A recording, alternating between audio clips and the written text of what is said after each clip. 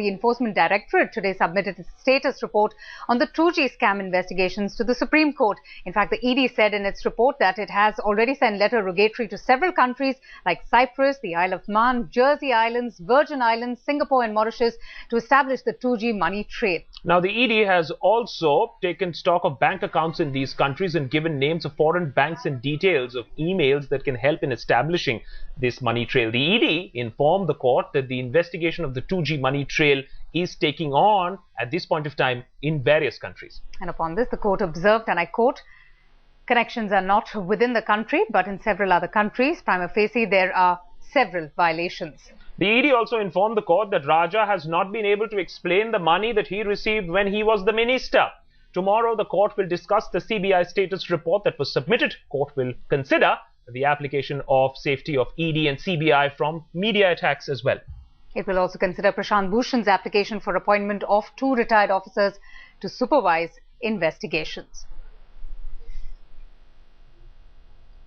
All right, so clearly at this point of time, Raja much more in a spot of bother there because he's not been able to explain the kind of money that he gained as a minister. Also, the court, for the first time perhaps in recent months, absolutely happy with the way the investigation has been carrying on. Remember, the court has been giving rap on rap to the investigating agencies, and that is why we see this level of investigation, this speed, and that's why the court expressing satisfaction.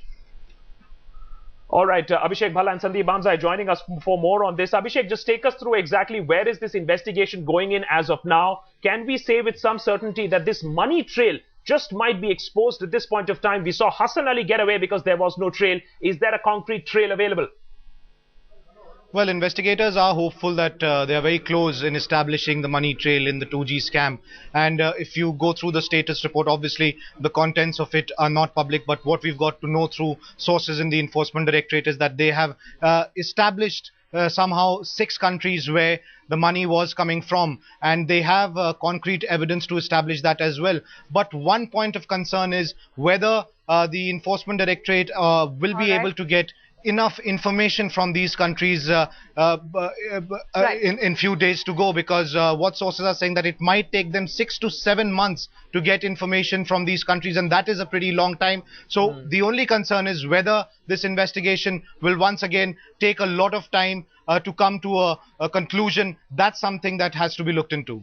And Sandeep, very briefly, what do you make of the observations that the ED has mentioned to the Supreme Court about this Hawala link to the 2G spectrum scam? Established without doubt that there were 3 Hawala operators, all of them strangely with the same last name, and more than that, a particular individual who was liaising on behalf of A. Raja, who received a payoff of rupees 100 crore in Mauritius. This too has been established, and a joint task force of the Enforcement Directorate and the CBI is leaving as early as perhaps next week to travel to both Mauritius and Cyprus, which the ED and CBI believe is the epicenter of the entire 2G scam. All right, Sandeep Bamzai and Abhishek Bhalla, thank you so much for those inputs.